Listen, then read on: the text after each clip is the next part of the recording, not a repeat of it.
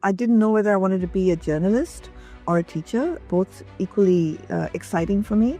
And I was a teenager growing up in Australia when, I don't know if you know about the Jim Jones Jonestown tragedy.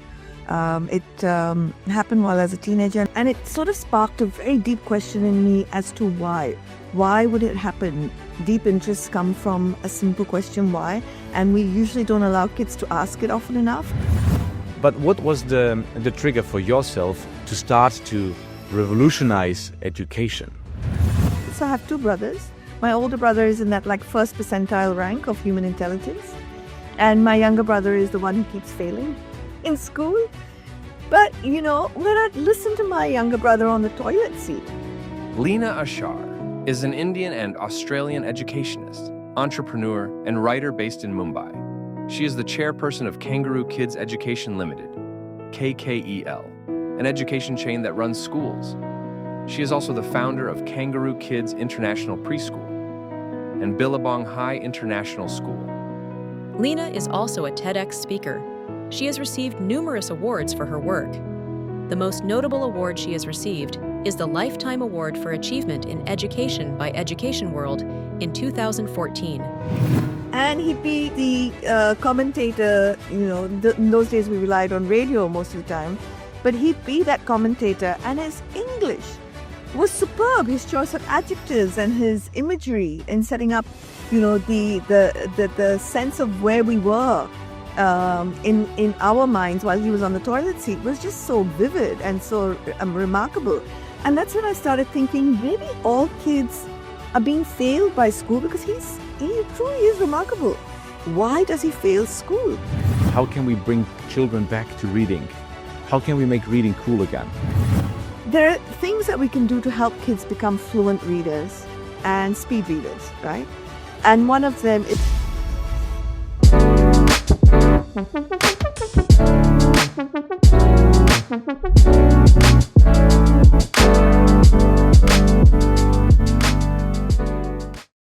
So, Lina, it was very nice to have you with us today at Parents Are Chameleons, the podcast that aims to help parents worldwide to find access to smart hacks, to conquer all the new challenges that modern families are facing in this generation. My name is Nevio, as you already know. I will be your host. This podcast is also sponsored by Daydream, which is the company that is currently working on healthy screen time for kids. But Lina, before we kick on in any crazy directions, I would like to start immediately with a topic around yourself. You're in the business quite a long time so far, and you've done tremendous work in the education space with different brands. So if I look back to your incredible journey, I would be just super curious if you could give myself, but also everyone who's listening today to us, a short overview about yourself and especially about all the projects that you have started so far. So it's, my journey started in a very surprising way. I didn't know whether I wanted to be a journalist or a teacher. They were both equally exciting for me. And I was a teenager growing up in Australia when, I don't know if you know about the Jim Jones Jonestown tragedy. It happened while I was a teenager, and obviously, when we're a teenager, our minds are very impressionable, and it sort of sparked a very deep question in me as to why. Why would it happen? So Jonestown is a guy who had a cult set up in America. Mm-hmm. And he, when the FBI were closing in on him, he actually got all these mothers to feed their kids poison and then to consume poison themselves, and so mass suicide, right? And the deep question, and I think a lot of our life purposes, deep interests come from a simple question, why? And we usually don't allow kids to ask it often enough. And I think because my parents were really busy as I was growing up, I was allowed to sort of really question why. And then I went down a path of trying to understand through history, which are the people like Jim Jones, Hitler, who kind of, channeled pain and sort of transformed it into something that hurt the world.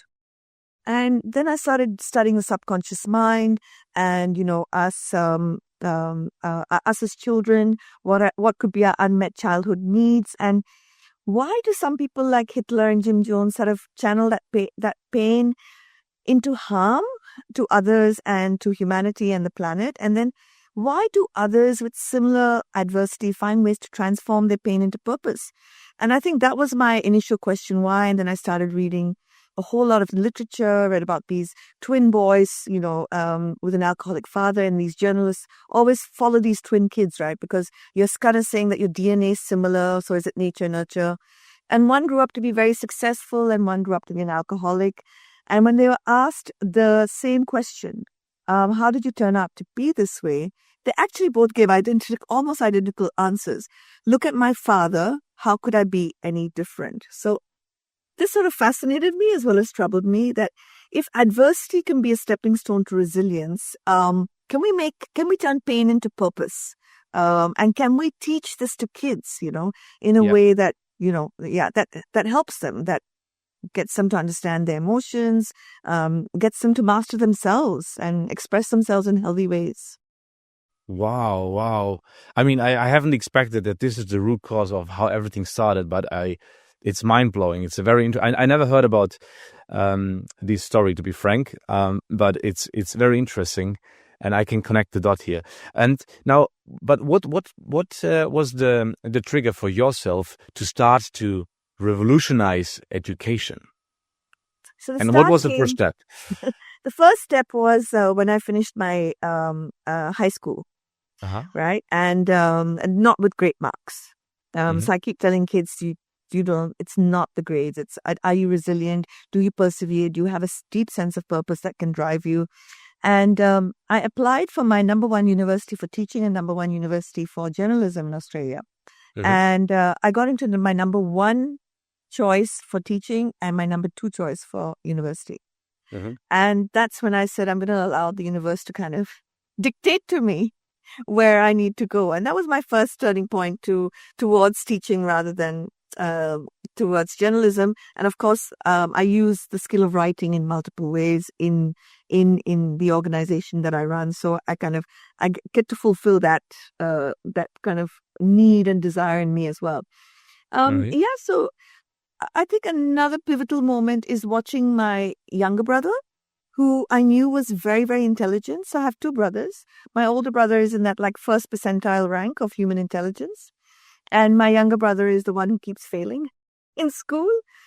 But, when I listen to my younger brother on the toilet seat, because that's where he'd come alive, is he'd have these cricket cards. And he'd be the commentator, in those days we relied on radio most of the time, but he'd be that commentator, and his English was superb. His choice of adjectives and his imagery in setting up, the sense of where we were in our minds while he was on the toilet seat was just so vivid and so remarkable. And that's when I started thinking maybe all kids are being failed by school, because he truly is remarkable.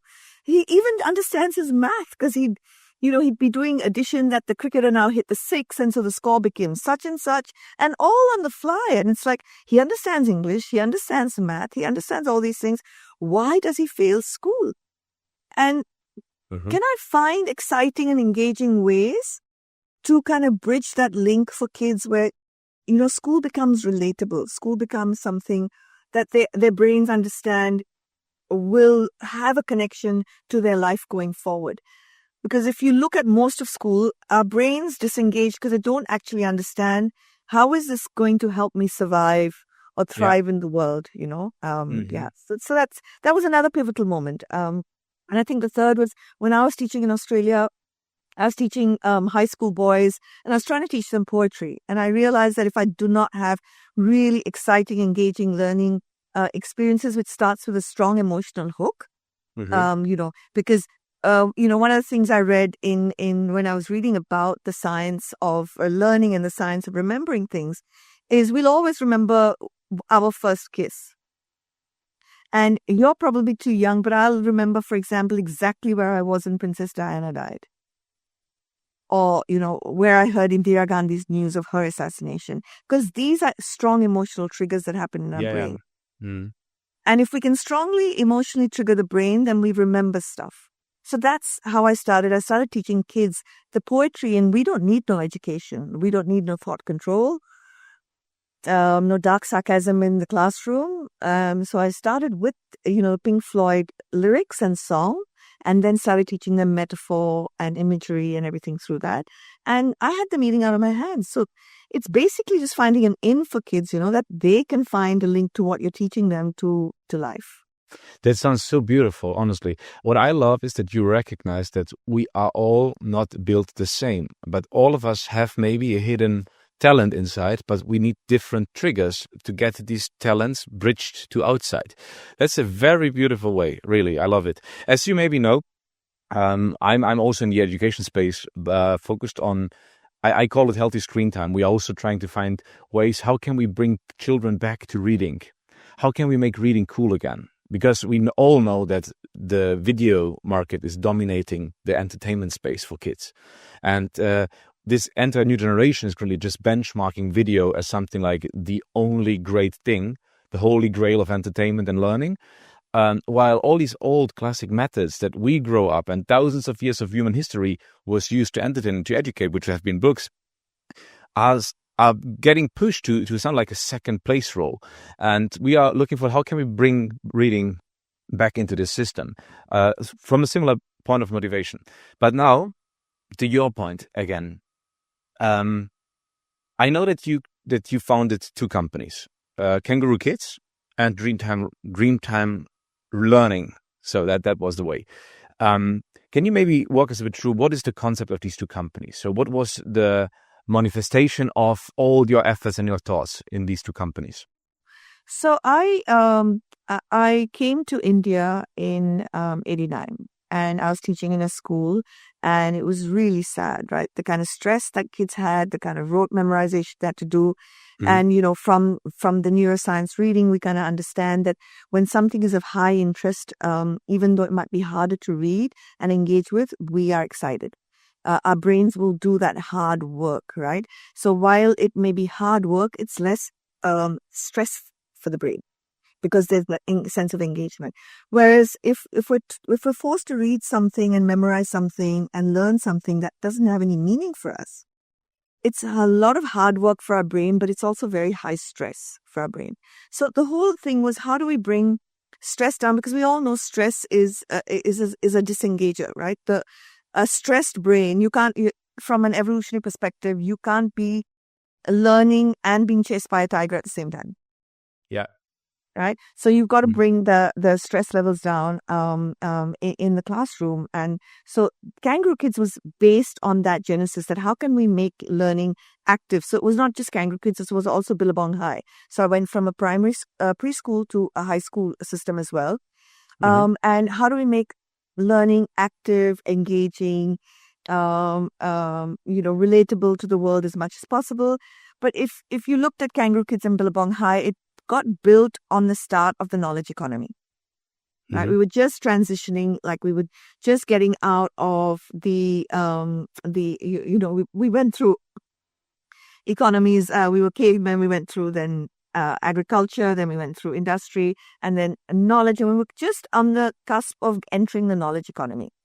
So we kind of knew that knowledge would no longer be king in the same way that it was. Like for kids to be able to learn and regurgitate is not going to be as important. And we were just starting to bring in these massive desk computers, those really gigantic ones. But you got a sense of where the world was going. And then so Kangaroo Kids and Billabong High was built for that age. I then went to a conference by Peter Diamandis. And my whole thing now is, we're on the verge of a new age, right? And we've got great opportunities, but we've got great challenges in front of us as well. We've got a world that's burning, in the sense, we've got a planet that we've destroyed 52% of the forest systems, and we've got a lot of stuff that we have to answer for, and a lot of innovation we'll have to do to sort of turn back all the harm that we've caused. And so what does that kind of education look like? And as I started getting deeper and deeper into that, I started understanding that we actually have to reverse academics from a sense of mastery over the external world to a sense of mastery over our internal world.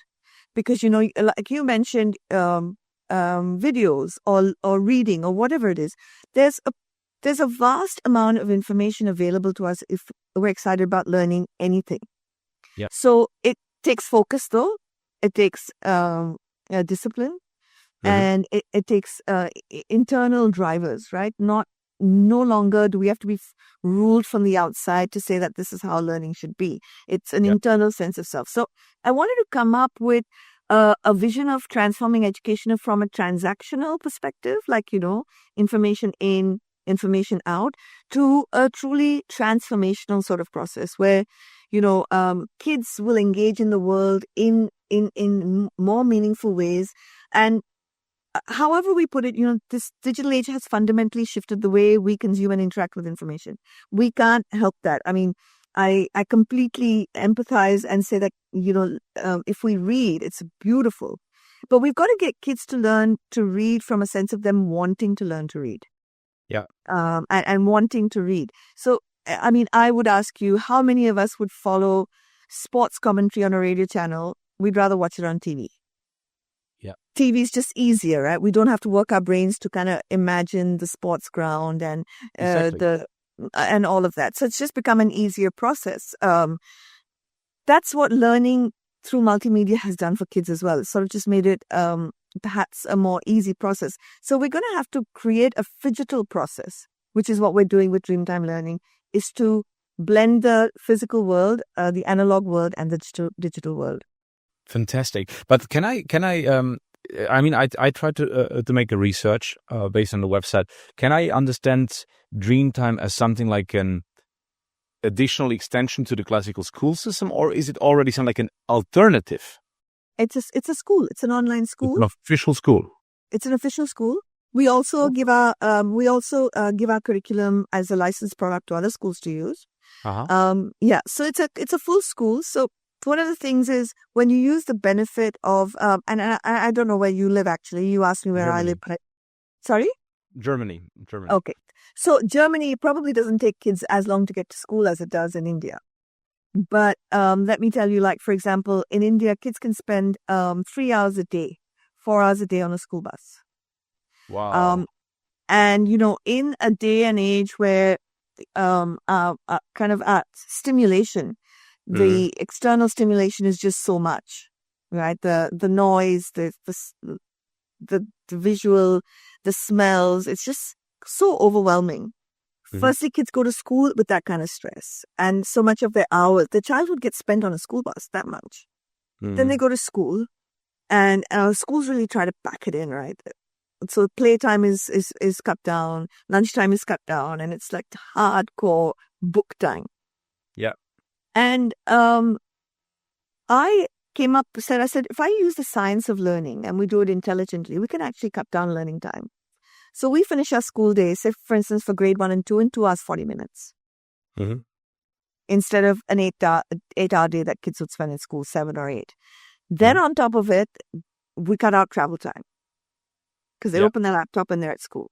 Exactly. We actually have more social engagement than you'd have in a physical classroom. Because I don't know about Germany, but in India, classroom sizes are 40 kids in a classroom. So how do you get 40 kids to do group work? It's Hard really work tough. for one Yes. teacher. Hard work. Yeah. But when you've got these kids online and you don't have a building infrastructure cost, which in India is very high as well, Yeah. you could just press a button and kids go into breakout rooms and they deal with their materials and they come back and they teach the others. They do peer learning, they present, etc., etc. So it's just a replacement of school. And then if we say it takes 10,000 hours to master anything, we're giving a lot of this time back to them, right? To get out and actually master stuff. It's a beautiful concept. Do you know what I also think? Especially now, this is a concept that is facing a huge demand worldwide. With these, also because the modern parent is a new spectrum, in this entire big picture. I mean, we're talking about remote working parents more and more on the planet. We're talking about people that can live everywhere on the planet, but work somewhere on the earth where their talent is required. And I just to share a personal story, I'm also currently in the process of evaluating, should I stay in Germany or should I just take my entire job and live somewhere where I feel good as a human? And then the biggest thing is, I have 3 kids, is what should we do with the kids in the school? So, and I think that this is also something where a platform like Dreamtime is opening a new universe of opportunities also for this new parent character. How do you see this? Is it a group of customers already?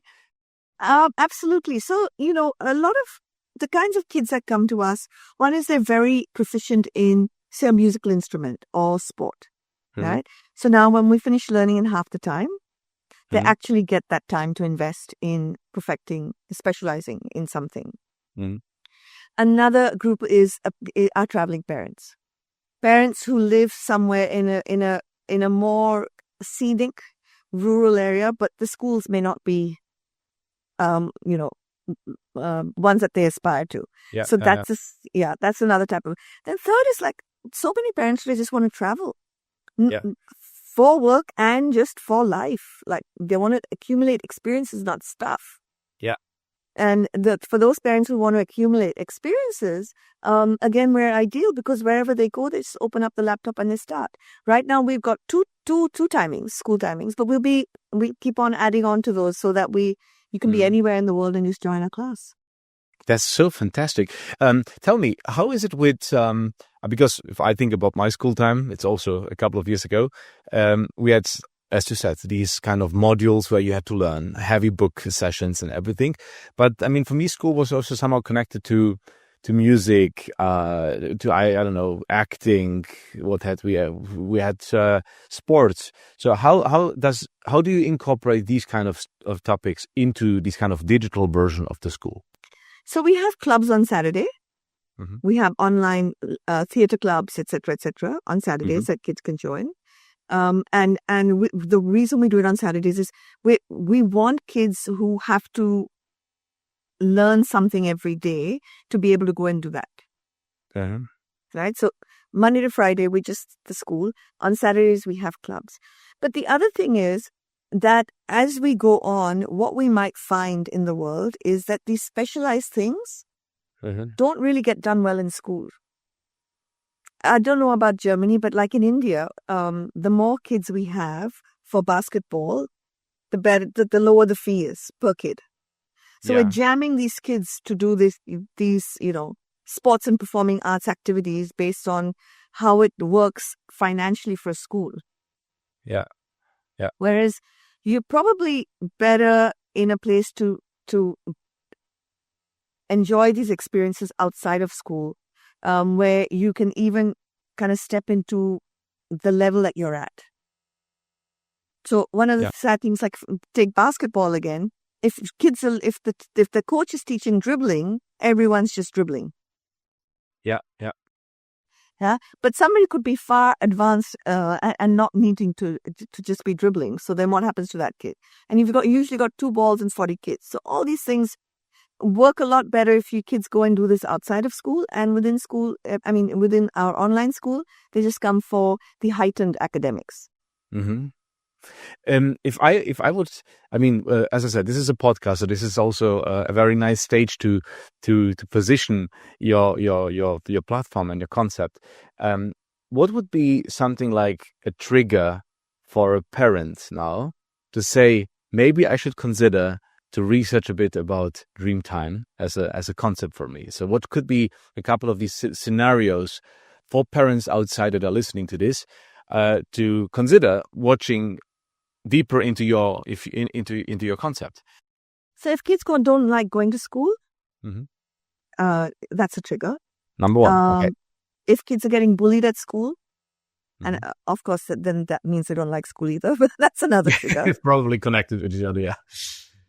If you're a parent who believes that the world needs higher conscious thinking individuals, that the conventional way of the way we learn what success is in school, and coming first, second, third is vital. But if we think of a more collaborative way for humanity, and you want your kids to do well academically, but also have this whole sense of these human traits like kindness and empathy and things like that, then again, we're a trigger, because we get to do really exciting stuff because we're online. Mhm. I totally believe it. And I also think because you're not regulated that hard, like many schools that are part of governments, and every government has its own curriculums and concepts, and not all of them are, let's call it like it is, in time with what is happening in the world right now. Just to share one thing that I am facing, I'm a parent living in Germany, but I also have, Germany is Germany, but let's say Germany is not like a good average of Europe. So I also know how school systems in Eastern Europe look like. But if we take Europe as an entire school concept, I would say there is a lot of similarity very often. And I don't have the feeling that the schools are focusing quickly enough on what the market is currently demanding from the talents that it needs. I have the feeling that the schools right now, especially here, are still aiming to produce something like this perfect working resource for an old industry which is currently dying out. You know what I mean? So if I think, we just had a podcast a couple of episodes before that where we talked about the demand in the United States of America for roles and talent in the concept of STEAM. So science, technology, mathematics. But I mean, there is also much more. There is also arts. The design is a huge demand for design. All the content that is getting produced around the world needs to be produced by someone. So how is your school adapting to, let's call it, these new market demands? And how have you included these modularly into the curriculums? And how do the kids react on it? So I'll give you an example how we make it engaging and relatable, and yet in line with what the world needs. So if we're teaching Harry Potter, for example, right? And the kids are like going, the kids are reading about the wizard marketplace. Mm-hmm. You know, he takes Harry into the wizard's marketplace to buy the cake. He's buying his little magic stick and all of that, right? Now we get the kids to put that and create it on like a Shopify channel. So the kids go and set up an online store for all the things from the wizard's world. That's so brilliant. Sorry for interrupting, but I love it. Oh, that's great. And then we want them to understand brands and positioning, because we also want kids to be conscious buyers, right? Conscious consumers. So when we teach them about the different types of magic wands, we're looking at the wands and we're comparing them to other brands in the car car segment. Mm-hmm. So what is a luxury brand, and what does it mean? What does it stand for? What does it sell? What feelings does it evoke? So these are the things that kids really need to understand. May I ask you, because I mean, if we talk about kids, the spectrum of kids is quite big from an age perspective. About what age group are you talking right now, especially when you talk about these topics like what Harry is a Potter? brand? We do Harry Potter in grade 3.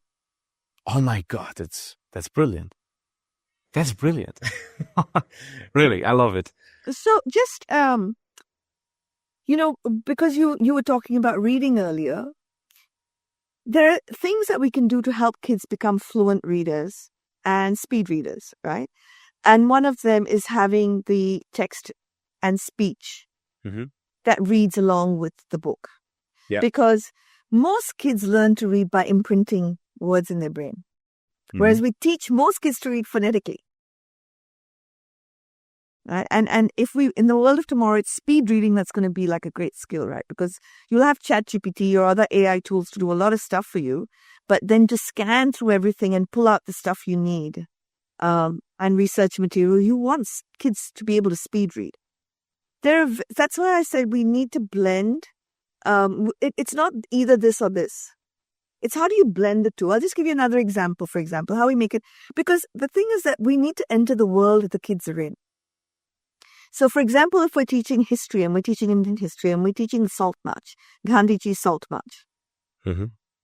yeah, we say, okay, Mahatma Gandhi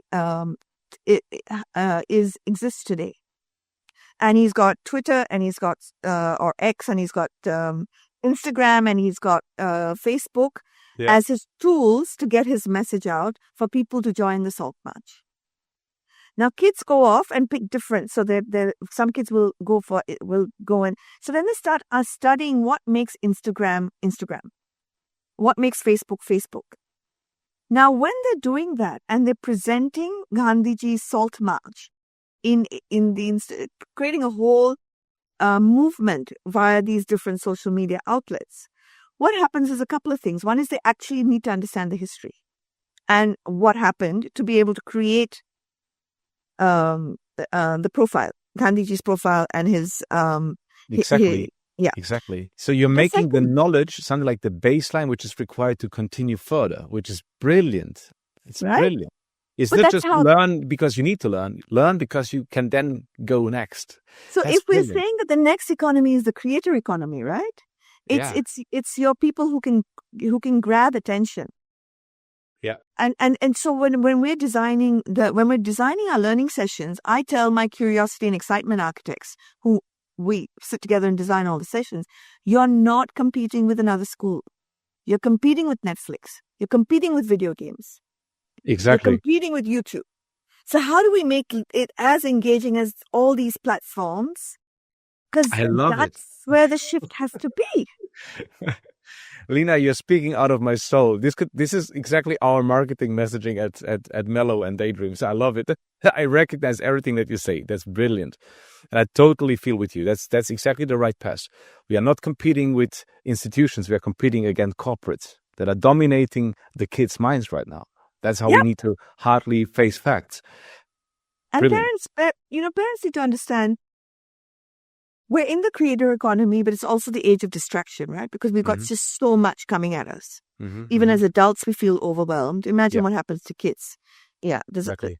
It's very, very overwhelming. So what we need to do is to teach kids to master their focus. Like I'll ask my nephew, right? If you're scrolling Instagram the whole day, who's benefiting? Are you benefiting, or is the person who you're giving attention to benefiting? Yeah. Right. So he'll say the influence is benefiting. Mm-hmm. So I said, now you have to understand, how do you create benefit for yourself is to become the influencer, to become the creator. So then you go from consuming to creating. I love it. So if you would have an open job position, I think I would apply now. I love it. Join, come. Well, we want to start a world school. Why don't you take that and lead it? Honestly, I love your concept. So you already convinced me a lot. One thing, just to flip back a bit, you talked about the distraction before that. I think this is a very good keyword just to open up a completely new box of conversation, because what I recognize with my oldest child, my daughter, she's now in the second grade. And in Germany, they now started, in the fourth grade. Oh my God, blame on me. But they started to introduce tablets. So they introduced tablets to the school.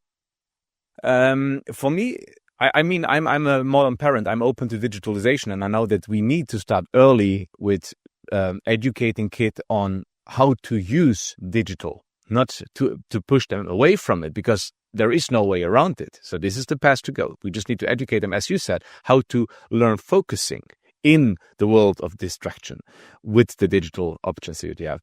What I have recognized, so first of all, I was super surprised how quick the kids adopted to doing digital presentations using PowerPoint. I mean, even PowerPoint is not modern, but still, it was a first step. And I said, okay, that's nice to see how they build PowerPoints and animations and how to work with visuals to cement the message that they want to bring to the person in front of them.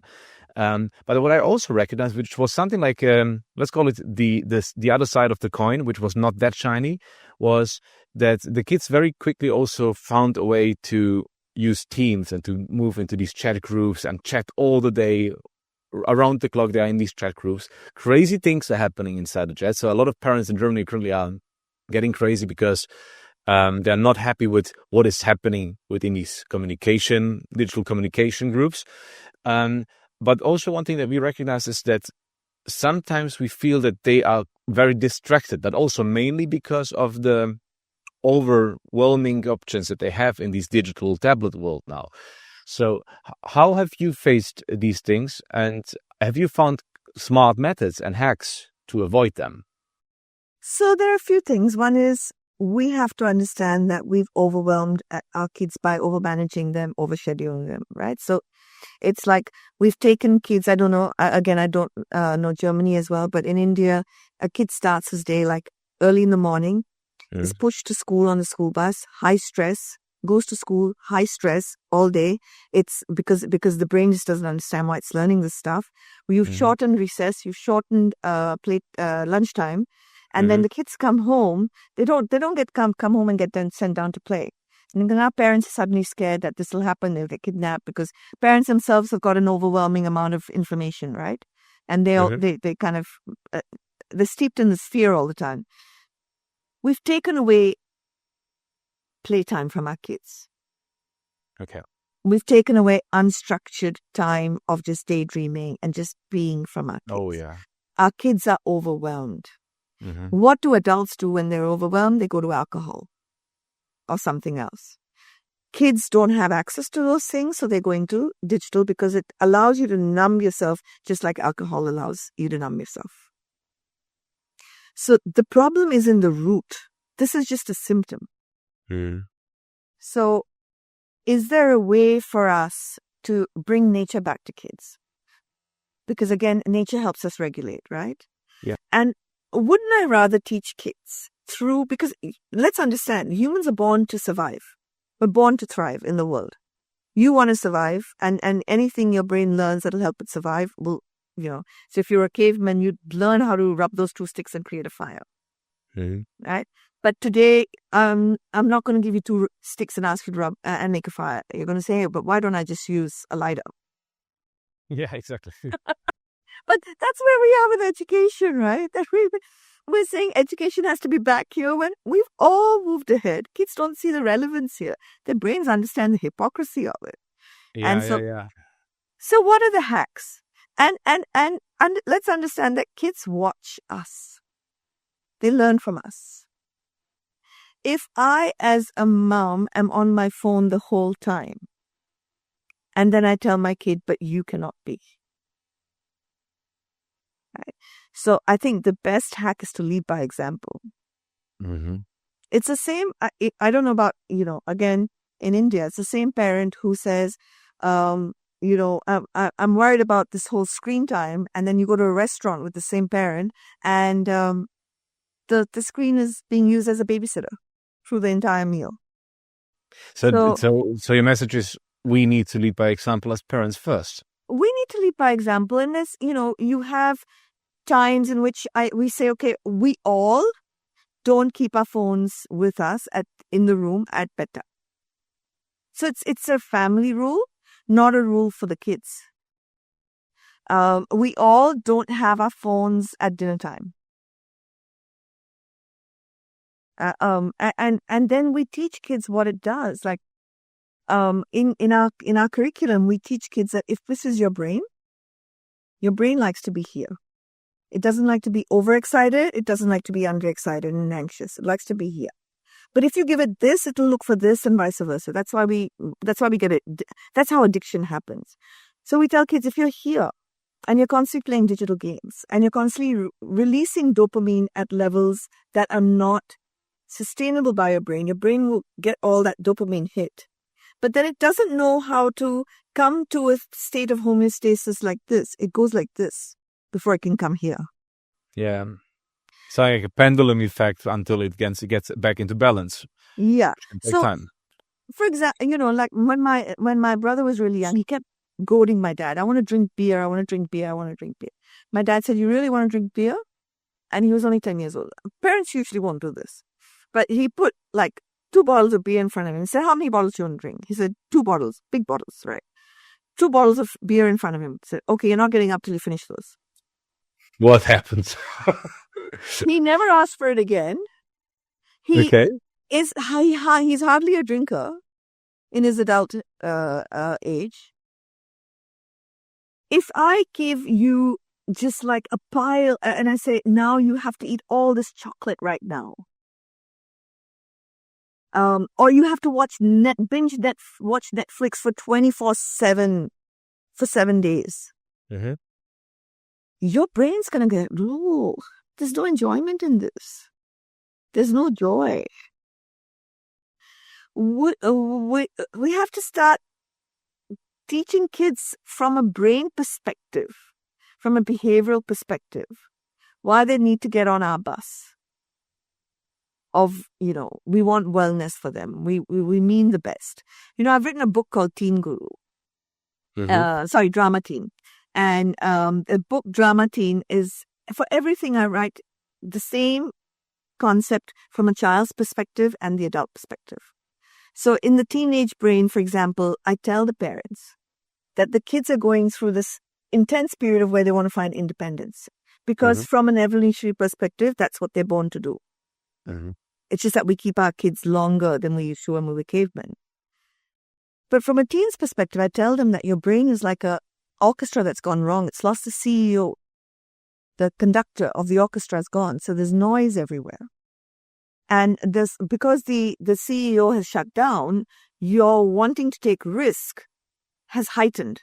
Your ability to take risk has heightened. Like, I'll ask you, when you're a teenager, you probably loved the roller coasters and stuff. Like when I was a kid, I loved them. But now somebody asked me to go on a roller coaster and I will say, what, pay to get scared? Pay to watch a horror movie and frighten myself? Are you crazy? But the whole world preys on that when we're teenagers. The horror movies, these adrenaline releasing games and shows and everything, because they know that that's what the teenage brain is prone to. If we as educators, as parents, put the same lenses on that the marketing world and the big companies understand about the brain and behavior, if we use the same lens, we'd have much more resilient kids, and we'd be able to engage them and get them on our side a lot more. Mm-hmm. I'm totally with you. What I just now started asking myself is, I'm in this topic of education also now for a couple of years. So I'm starting to educate myself more and more. I'm talking to people like you that have years of experience, a huge journey, that also speak for the entire industry. So I would not say that we are some like the average person that is a potential parent. So where could parents nowadays find access to, let's call it, these kind of fundamental knowledges easily to start? It sounds like the change process needs also to start inside the parents first. If I think, that's an interesting question. Where do they go to find this kind of information? One of the issues I feel is that we're trying to seek too much information from outside. Mm-hmm. I think as parents, a lot of us instinctively know what we need to do. I think there's something such as too much information, too much knowledge that can come at us. If a podcast like yours has experts from across the board, and we'll all have differing points of view, right? It's not, there's no one absolute truth. Yeah. Mine's an absolute truth based of my cognitive biases and my cognitive beliefs that I've built up over a period of time. Mm-hmm. But then parents may hear me and resonate with one or two things and say, let me experiment with that. That kind of sounds intuitively correct to me. Let me experiment with that. I think we've got to go internal a lot more. It's not like, the Aboriginal Australians or the North American Indians or the ancient Indians, that lived. They had deep, deep spiritual knowledge and deep, deep understanding of how to bring up kids. They didn't have all this information that they were reading or they were consuming. But I think they just relied a lot more on their instincts as parents. Mm. Which is also an interesting case, because I also had very often similar things to finding slowly that we need to find something like a path to spirituality and things that we maybe also lost globally more and more with these kind of modern world mind that we have. Sorry for interrupting. So I just wanted to say that. No. I've basically gone back to what the Aboriginal Australians knew. What did the North American Indians know? What did the ancient Indians know that were in their scriptures and texts? Yeah. That it is profound wisdom, and Mhm. it is mastery of the self. And actually, that's what we need to bring to the forefront. And it's not as though parents don't have it if they tap into it. It's just we've lost it because there's so much noise outside. Rarely do we sit in solitude and quiet and we think about our kids. And, I say I'm really lucky that my parents were too busy. Mhm. We went to Australia. When we went to Australia, we were hand to mouth. My parents had to work very long hours. They never asked us whether we did our homework or not. They never took responsibility for our learning or anything else. Whether we failed or passed, it was all on us. Uh-huh.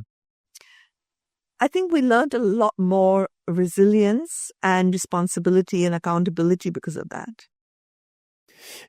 I fully agree with that. Just to add something, and then I would love to continue your story.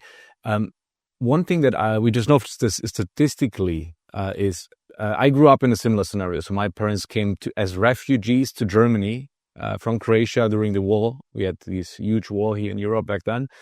And both of them had to go to work just to secure some kind of financial security for the family. So there was myself and two younger brothers, and one of them with a mental disability. So a hard situation for an already stressed family. And I was also used to have these full-time working parents, but we needed to quickly find the ways how to navigate through this also as kids. But I would say that this circumstance was something like a minority circumstance for the generation back then. So most families had, I know, the mother staying at home until the kids are 7, 8, 9, I don't know, something like this. Nowadays, we know that this minority that you as a kid and I as a kid have faced is 70% of the households with children, statistically proven. So 70%, 7 out of 10 families with kids under 12 have both parents in minimum one full-time job. So this is now the new normal. That's more than. But that's only one. That's one aspect of the new normal, right?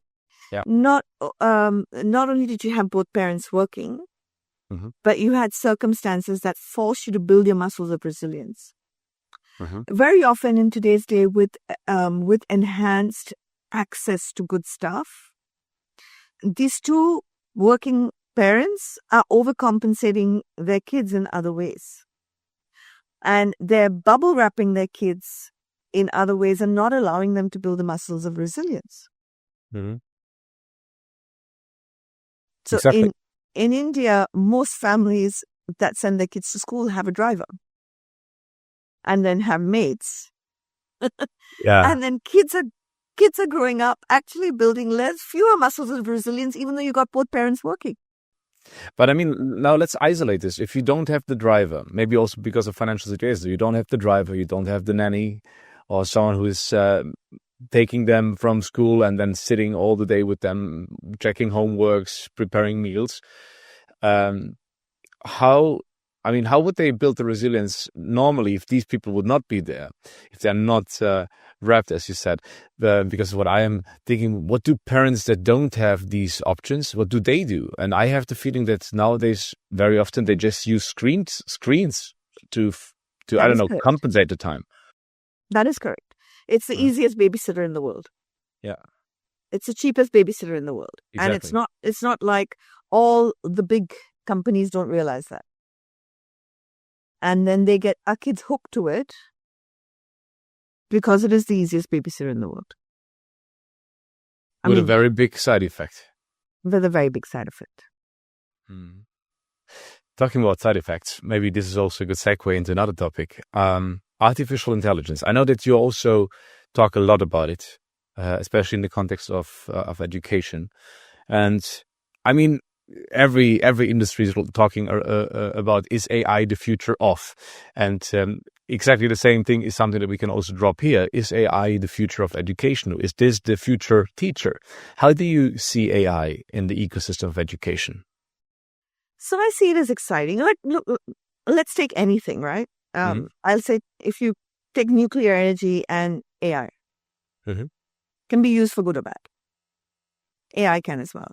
And one of the things we're teaching kids is, let's not forget that AI models get built on our language, right? So if we're empathetic, if we're kind, if we're feeding in the right language models, we'll get AI that's empathetic, kind, and everything else. And we don't have to really fear it.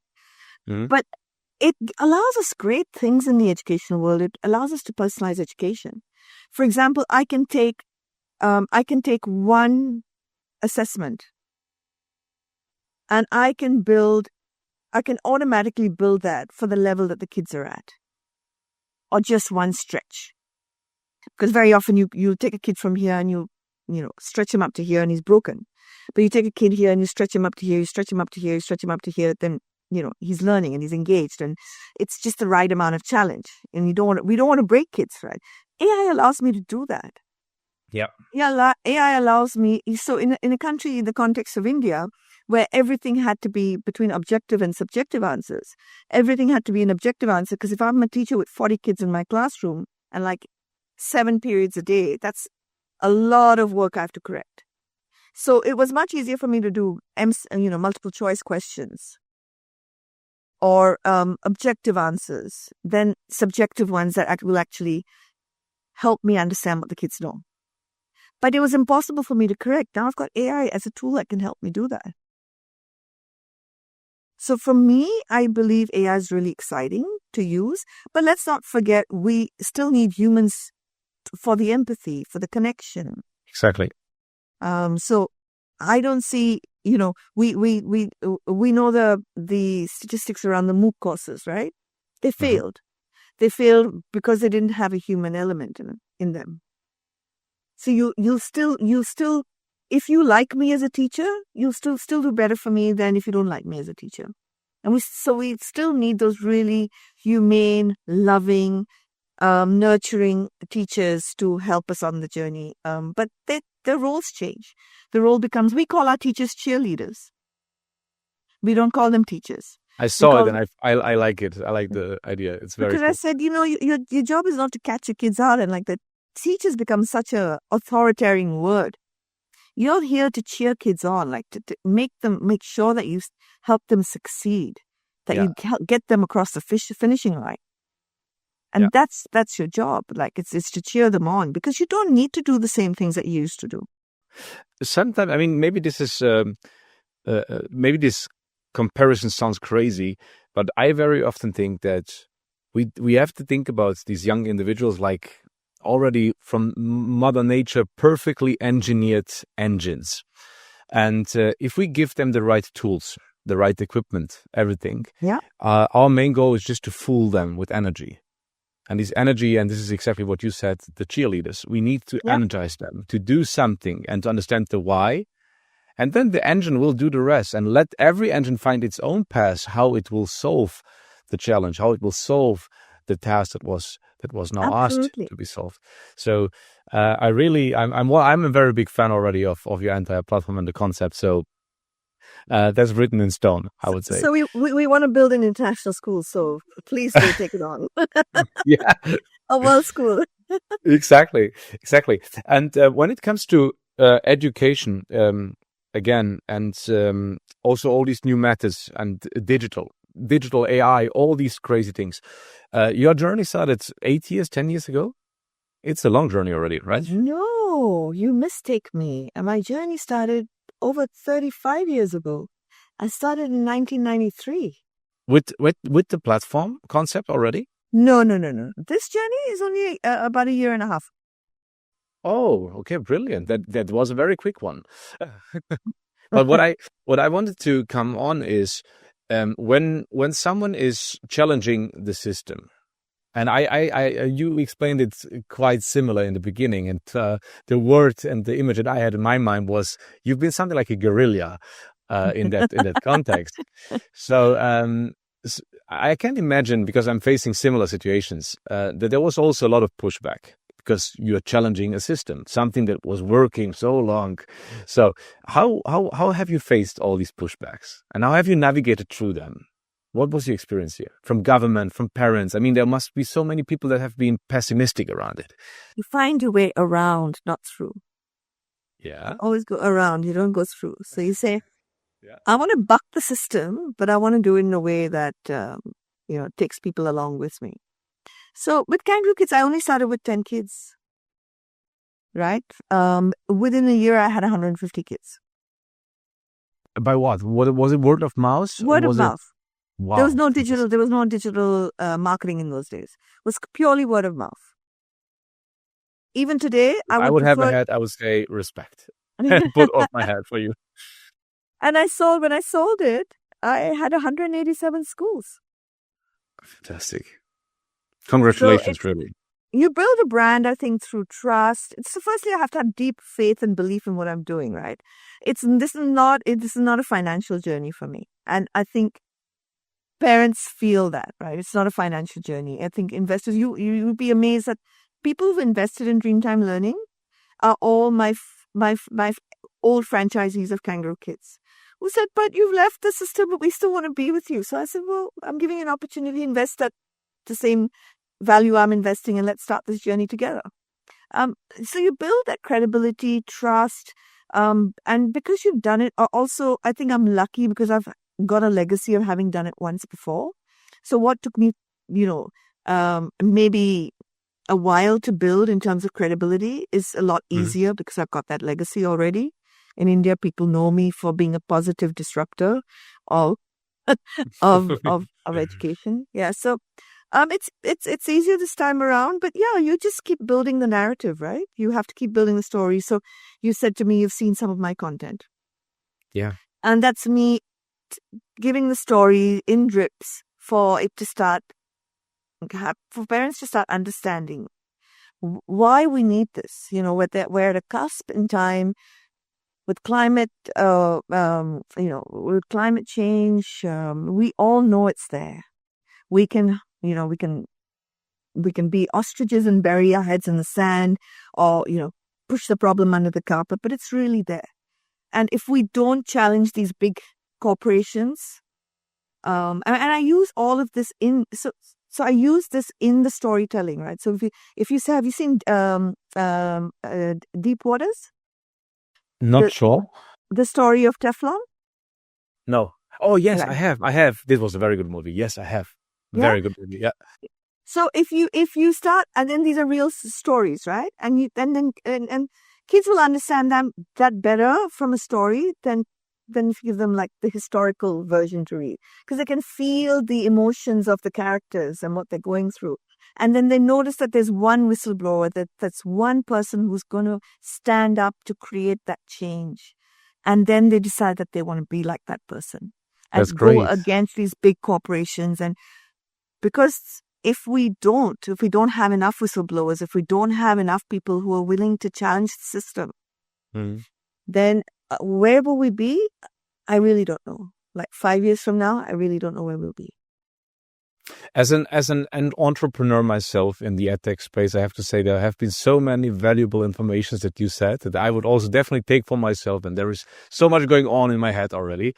So really fantastic. It's always unbelievable. I have not expected that our conversation will go in so many deep directions, and I really recognize that there is a big amount of time spent in becoming an expert in this industry. So, Lina, really thank you a lot.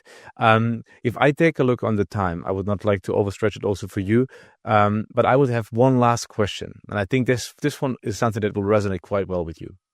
So, you experienced all the innovation, the journey of technologies and digital AI is now here. If we now zoom into 20 years later, 2050, and you are standing there again, anywhere on the planet, and you're talking to a holographic interviewer who's asking you, Lina, looking back to all your work, what is the pioneering work that makes you most proud of? So firstly, let me just tell you, I probably won't be alive. What? Well, You will. I'm very sure. I'm 60 years old, so I'm trying to do the math. Like, how old will I have to be? I'm very sure you will, 100%. So much energy will definitely stay consistent.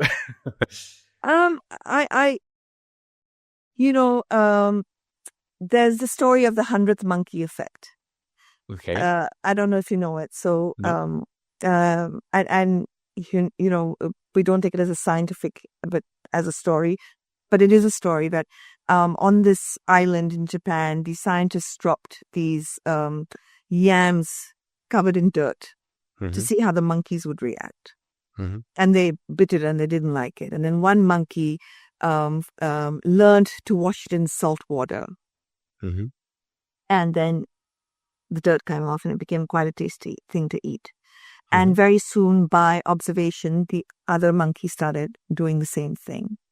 And it's called the 100th monkey effect. By the time you got to the 100th monkey, a monkey in another part of the world started doing the same thing. So, is there universal intelligence? Is there universal consciousness? Science, we don't know, but I trust my intuition that there is. If I was to say that we made the world kinder and a kinder, more peaceful place to be in, a happier place to be in because of the work I did, I'd say, I tell their holograph, I've done my job. Yeah, absolutely. This was a very beautiful story. So I think this is also a very nice way to come to an end. I have to say I really enjoyed it. This was a beautiful conversation today with you. I learned a lot, and I think many people outside that will listen to this will also learn a lot. And personally, I really hope that somewhere we will also cross paths in physical, not just in this digital podcast room today. Best of luck with everything that you do. So from my point of view, thanks a lot, really. Thank you so much.